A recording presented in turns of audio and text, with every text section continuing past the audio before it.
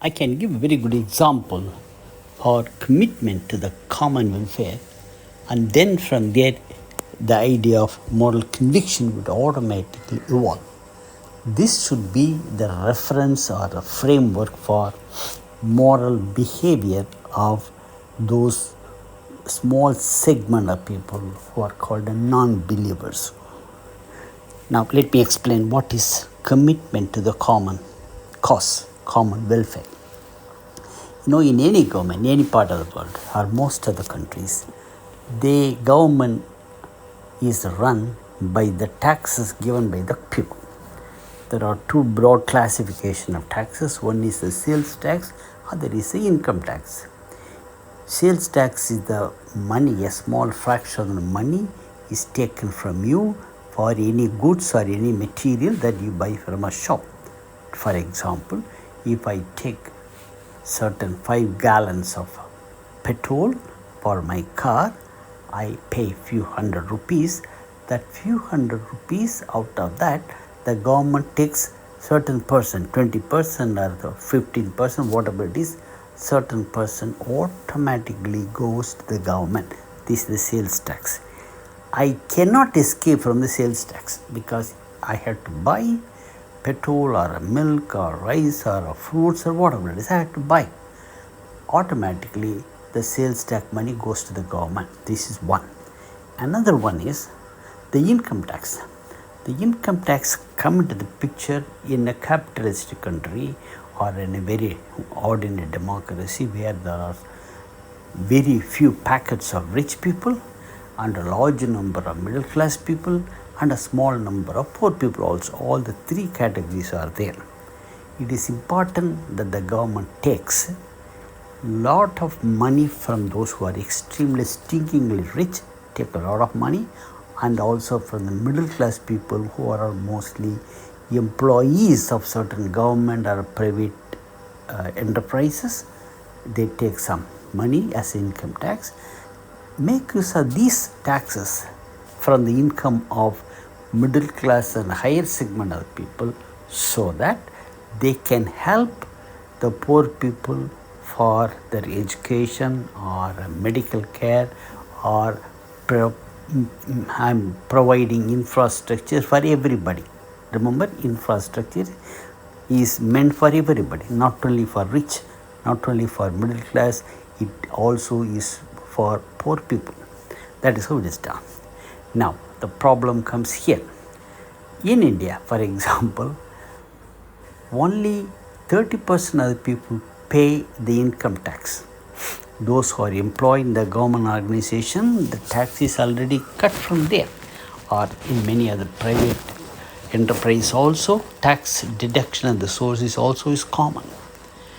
However, there are about 20 to 30% of the people who take a lot of money, particularly in real estate or in cinema field. Half the money alone is shown to the government as a revenue, and half of them are stashed under the bed. The next one is called the black money, the first one is called the white money. So, and tax is paid only for the white money. This is not occasional or random, it is almost a way of life in India, Pakistan, Bangladesh, and all these developing countries, including Philippines also. Many countries have this problem. There is a parallel government, parallel revenue, parallel economy going on. That's a black money. Now, this black money is a money which should have been paid to the government, but it's not been paid. Now, let us see. Now, what is the moral, where the morality comes? Suppose I'm a businessman or I'm an actor. When I have a lot of money, remember I have a lot of money, then I must make sure that I pay whatever is the due, income tax due from my own income. I should be honest enough. Think of the common welfare.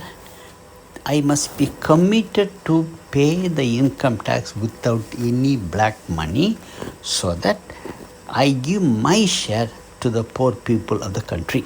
That is what the commitment to the common welfare.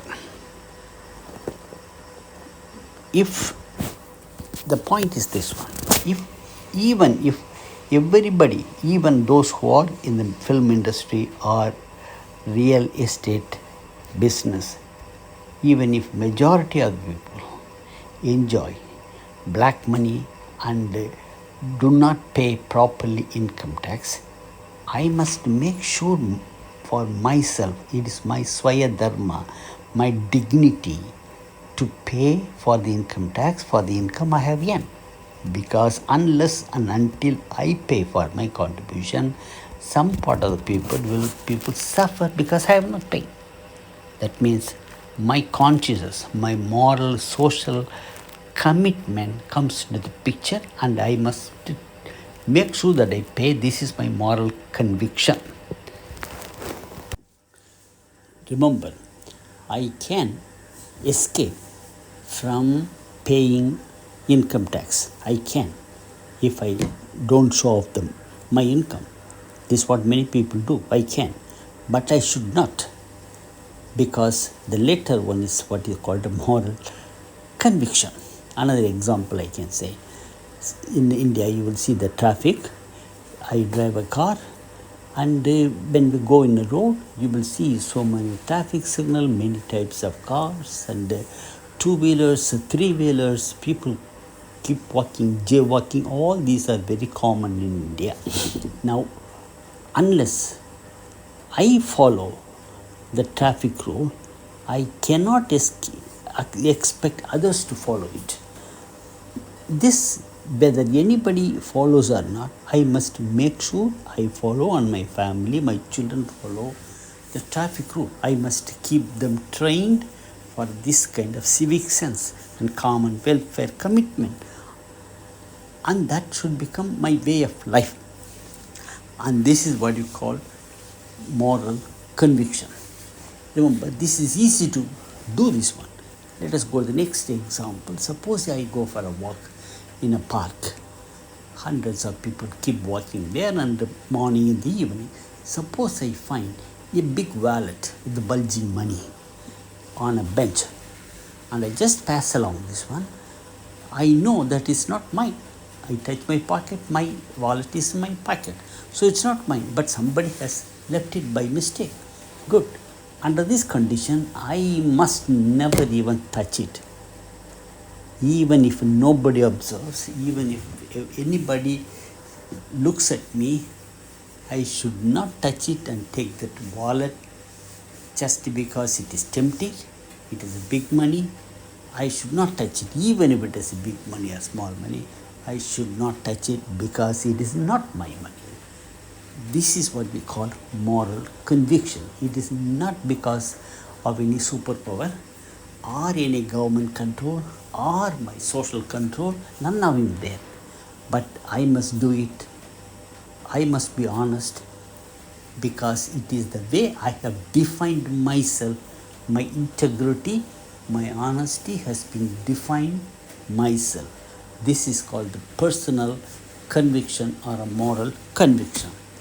All those who believe in society, in human laws, human welfare, should enrich to foster this kind of moral conviction. It is very difficult, but this is the ultimate intellectual or moral integrity.